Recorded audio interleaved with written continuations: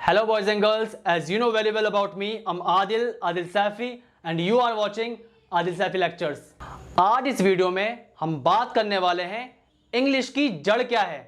अगर हम इंग्लिश को बिल्कुल बेसिक से सीखना चाहते हैं तो वो कौन से ऐसे टॉपिक हैं जो हमें सबसे पहले सीखने चाहिए, और उन टॉपिक के बिना आप इंग्लिश को बिल्कुल एक्यूरेट नहीं बोल सकते।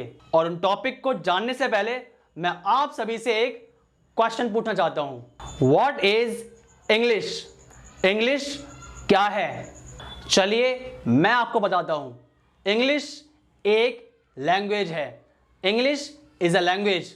आई apologize, English is an international language.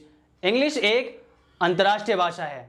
अब आप सबको पता है इंग्लिश एक लैंग्वेज है। अब मैं आपसे एक और क्वेश्चन पूछता हूं, लेकिन लैंग्वेज क्या है, भाषा क्या है? नहीं पता? Language is a medium of communication. आप किसी से बात करते हैं किसके माध्यम से? लैंग्वेज के माध्यम से, भाषा के माध्यम से। इसलिए लैंग्वेज एक मीडियम है। लैंग्वेज एक मीडियम ऑफ कम्युनिकेशन है। तो अब आपको पता है what is English and what is language. क्या आपको पता है इंग्लिश के दो मतलब होते हैं? तो आइए उसे भी जानते हैं। तो आइए इंग्लिश का सेकंड मीनिंग जानते हैं। जो लोग इंडिया में रहते हैं उन्हें इंडियन कहते हैं। जो लोग नेपाल में रहते हैं उन्हें नेपाली कहते हैं। जो लोग बांग्लादेश में रहते हैं उन्हें बांग्लादेशी कहते हैं। जो लोग पाकिस्तान में रहते हैं उन्हें पाकिस्तानी कहते हैं। जो लोग ब्रिटेन में रहते हैं उन्हें ब्रिटिश कहते हैं। इसी तरह जो लोग इंग्लैंड में रहते हैं उन्हें हम इंग्लिश कहते हैं। आई रिपीट, इंग्लिश एक लैंग्वेज है और सिटीजन्स को इंग्लिश कहते हैं। अब जानते हैं इंग्लिश की जड़ क्या है। एस ओ एंड वी मतलब सब्जेक्ट, वर्ब एंड ऑब्जेक्ट। ये तीनों टॉपिक इंग्लिश की जड़ हैं, क्योंकि मोस्टली सभी सेंटेंसेस में सब्जेक्ट होता है, मोस्टली सभी सेंटेंस में ऑब्जेक्ट होता है और सभी सेंटेंस में वर्ब होती है। वन बाय वन सभी को सीखते हैं। Number one, subject. सब्जेक्ट मतलब कर्ता, जो काम को करता है उसे सब्जेक्ट कहते हैं। जैसे मैं आपको पढ़ा रहा हूं तो मैं सब्जेक्ट हूं, क्योंकि काम को मैं कर रहा हूं। एक और एग्जांपल, आप पढ़ रहे हो तो आप सब्जेक्ट हो, क्योंकि पढ़ने का काम आप कर रहे हो। अब सब्जेक्ट के टाइप्स के बारे में जानते हैं। सब्जेक्ट के दो टाइप होते हैं, singular and plural. He, she, it, that, this या नेम, इन सभी को सिंगुलर सब्जेक्ट कहते हैं। And, I, we, you, they, these and those, इन सभी को प्लूरल सब्जेक्ट कहते हैं। मैं उम्मीद करता हूं आप सब्जेक्ट को समझ चुके हैं। अब वर्ब को समझते हैं। वर्ब का मतलब होता है क्रिया। क्रिया का मतलब काम। ऐसे वर्ड जो किसी स्टेट को या एक्शन को डिस्क्राइब करें। एग्जाम्पल, आप सो रहे हो, यू आर स्लीपिंग। आप क्या काम कर रहे हो? सो रहे हो। तो सोना वर्ब है। इस सेंटेंस में एक्शन को डिस्क्राइब किया गया है। एक और एग्जाम्पल, आप एक डॉक्टर हो, यू आर अ डॉक्टर। इस सेंटेंस में वर्ब का यूज स्टेट को डिस्क्राइब करने के लिए किया गया है। अब वर्ब के टाइप्स के बारे में जानते हैं।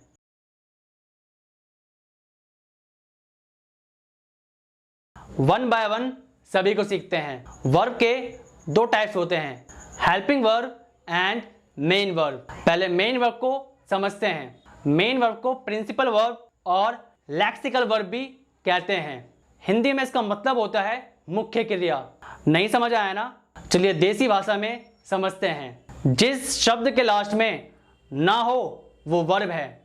जैसे उठना, बैठना, रोना, धोना, पढ़ना, लिखना, बोलना, मुस्कुराना, हंसना, बात करना, ये सभी मेन वर्ब हैं, क्योंकि इन सभी के लास्ट में ना है।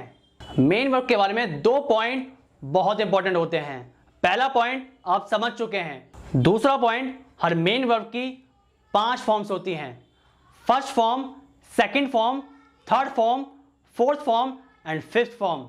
Example, go. Go is the first form, went is the second form, gone is the third form, going is the fourth form and goes is the fifth form. एक और example, speak first form है, spoke second form है, spoken third form है, speaking fourth form है and speaks fifth form है। मैं उम्मीद करता हूं आपकी सारी कंफ्यूजन क्लियर हो चुकी है। अब बात करते हैं हेल्पिंग वर्ब की।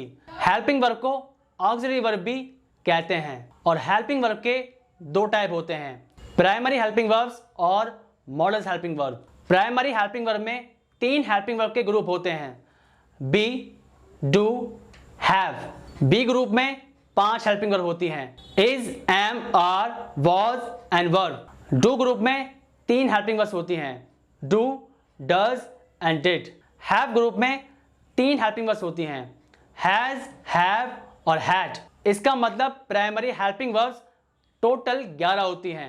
अब मॉडल हेल्पिंग वर्ब्स के बारे में जानते हैं। मॉडल हेल्पिंग वर्ब्स 13 होती हैं, can, could, may, might, should, would, need, dare, यू to, ought to, must, shall and will.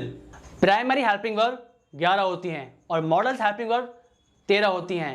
इसका मतलब टोटल हेल्पिंग वर्ब्स 24 होती हैं। इसका मतलब इंग्लिश लैंग्वेज में टोटल 24 हेल्पिंग वर्ब्स हैं। मैं उम्मीद करता हूं आप वर्ब को समझ चुके हैं।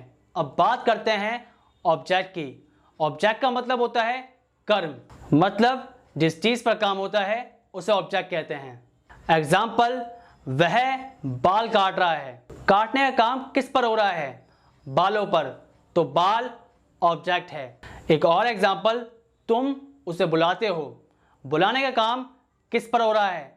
उस पर, तो उसे ऑब्जेक्ट है। अब ऑब्जेक्ट के टाइप्स के बारे में जानते हैं। ऑब्जेक्ट 2 टाइप्स के होते हैं, direct object and indirect object. Direct object और इनडायरेक्ट ऑब्जेक्ट में क्या फ़र्क है? नहीं पता? मैं आपको बताता हूँ। डायरेक्ट ऑब्जेक्ट जो नॉन लिविंग मतलब थिंग्स होते हैं, जैसे पेन, खाना, चेयर, etc। एग्जाम्पल, मैंने खाना बनाया, आई कुक्ड फूड। आई सब्जेक्ट है, कुक्ड वर्ब है और फूड ऑब्जेक्ट है, लेकिन डायरेक्ट ऑब्जेक्ट क्योंकि खाना नॉन लिविंग थिंग है। अब बात करते हैं इनडायरेक्ट ऑब्जेक्ट की। ये टोटल 7 होते हैं, me, you, him, her, us, it, them. Example, मैं आपको पढ़ाता हूँ, I teach you. I subject है, टीच वर्ब है, यू ऑब्जेक्ट है लेकिन इनडायरेक्ट ऑब्जेक्ट है क्योंकि ये लिविंग थिंग है।